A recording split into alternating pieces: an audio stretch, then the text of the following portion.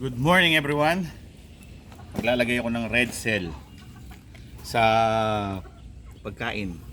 Actually, hindi kami bumibili ng red cell. Galing to sa sa mga expo. Hindi namin naubos. Pero nung minsan nakabili tayo. Nung dati. Nung maraming mga konti sisiw. yung na-premyo namin nun eh. Pero ngayon marami kami na-premyo kasi pumunta kami ng day 1 tsaka last day. So dalawang beses kami nagkaroon ng chance na mag-spin dun sa ruleta. Nakakuha kami ng every time dalawa eh. Dalawa nung sa akin, kay Aling Nimay, dalawa-dalawa first day. Sa last day, dalawa-dalawa ulit. So apat na red cell. Meron pa kaming stock na red cell. Kaya ayun, yung nakaraang expo sa Clark naman stock naming red cell. Kaya ayun tuloy, ang dami naming red cell. So maraming salamat Thunderbird sa mga papremyo sa mga expo. At hindi na namin kailangang bumili. Para na rin kaming sponsor nito na may libre ka. Hindi mo na kailangan bumili pag sponsor ka, di ba? Ang tawag dito, endorser pala. Endorser. So, papakainin ko na yung mga alaga, nilagyan ko red cell. Maganda yung red cell para maganda yung itsura nila, mapumupula yung muka. Pero maganda rin dapat talagang nilalagyan mo sila ng B12 injectable para mas mabilis yung pagpula ng muka. Lalong-lalo na ngayong breeding season. Gusto niya. So mga to.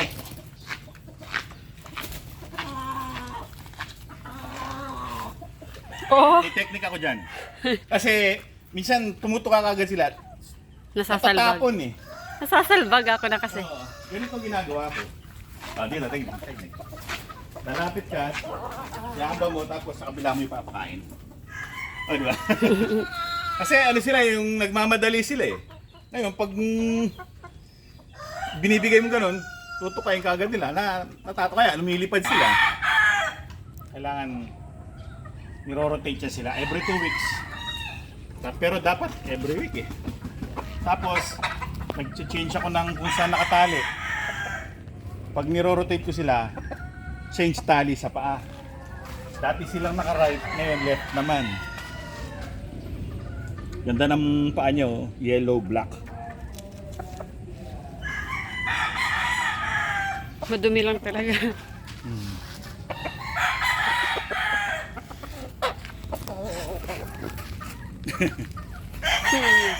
Takaw yan eh. Yan kagad ang tinignan nyo yung pagkain eh. No?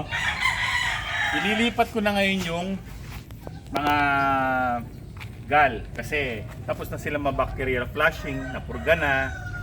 Hindi lang sila nakaligo dahil sa ulan, pero ililipat ko na. Pwede naman silang paliguan. To follow naman yung pagpapaligo nila. So ililipat natin sila ngayon. Yung lalaki, yung stag tatali na, yung pulet ilalagay na dito sa fly pen.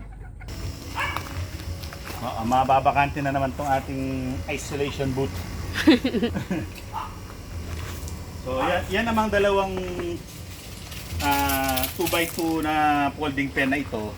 Maganda yan pang isolate kasi madali siyang ilipat-lipat sa lugar. Pag syempre mga after 2 days may mga deposito na ng ipot dyan, pwede mo nang iiba ng posisyon para yung pinag-iputan hindi na nila natatapak-tapakan. Yun. Tapos etong mga to, bakit magkaiba? Kasi ito yung binibenta ko, no?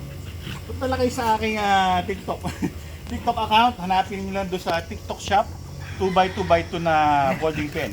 Merong galvanized. Pwede din natin ilagay sa comment section yung link na to. Lalagay lang namin.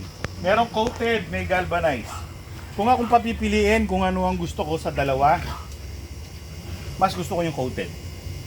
Kasi parang mas madali siyang iligpit.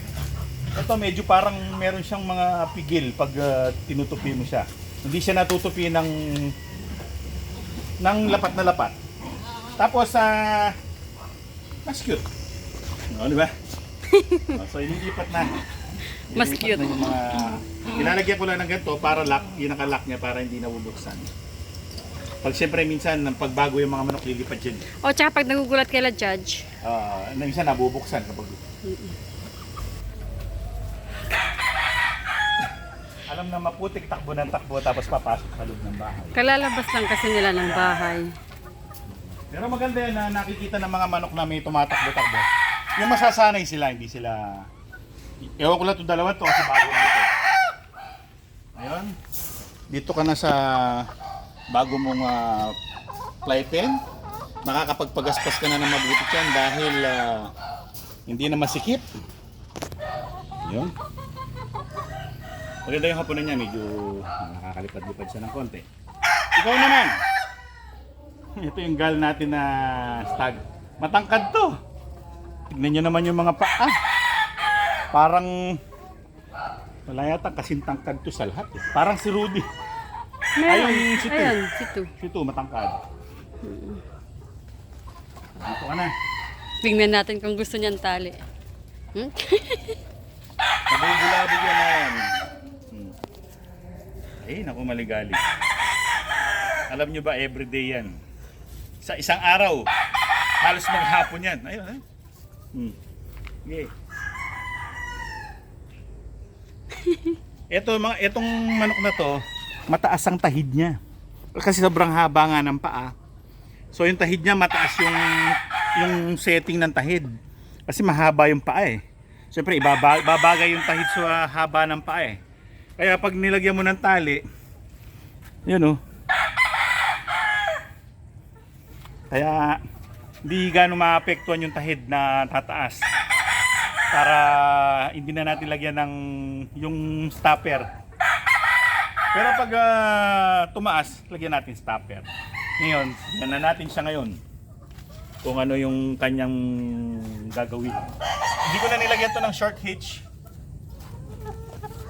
Bukas sanay na rin naman yan eh. Hindi niya pa alam na nakatali siya. Kasi meron siya mga leg band eh. Hindi niya alam nakatali. Yan na. Ano to? Mukhang sanay ah. Ewan ko lang pag ano na yan yung... Lumipad, pumigas Hindi, pas. umigit na yan. Yung na gano'n niya, may hangganan. Wala. So, maganda yung... Dati lahat dito, bulik, di ba? Ginawa ko, kinalat ko yung mga bulik. Sa likod, meron silang nakikitang puti. Meron silang nakikitang gray. Para hindi sila manibago. Wala lang kami dito, binabae. Yan na. Pero hindi siya ganong nagwawala. Okay. Much better. Katulad yung iba talaga. Di ba? Pero yung iba. Yung mga puti, hindi naman. Yung mga puti mo, di ba? Parang ganyan lang din. Pero may hysterical. Yung mga bulik, may hysterical sa mga bulik mo. Meron nga, ayaw nang gumalaw eh. Tinitignan siya ni Five. Ano kaya itong batang to? Sabi niya. Bata ba to? Hindi. Pula. Sabi niya. Well, mga kaibigan, tingnan nyo naman. Well, settled na tong pulet natin. So, ang mga pulet natin dito, meron tayong butcher doon sa dulo. Dito tayo, dito. Meron tayong butcher. Maraming mga inahin. Butcher. Maganda yung katawan na itong butcher na to. Parang, pag hinawakan mo, parang ang lambot niya. Tapos maganda yung katawan. Meron tayong gray. God. Pure butcher, gray, cross ng yellow-legged hatch. Tapos pure gal. Tapos pure agilahas bulik. Kalaga. Tapos meron tayo ditong 5K sweater na red. Pure yan, pure. Tapos meron tayo ditong Mitra Blue. Yan. Medyo naglulugo na hindi pa pwedeng gamitin. Tapos B-boy white kelso doon sa dito. Dito, B-boy white kelso. Pure. Tapos kay Aling Mimay yan.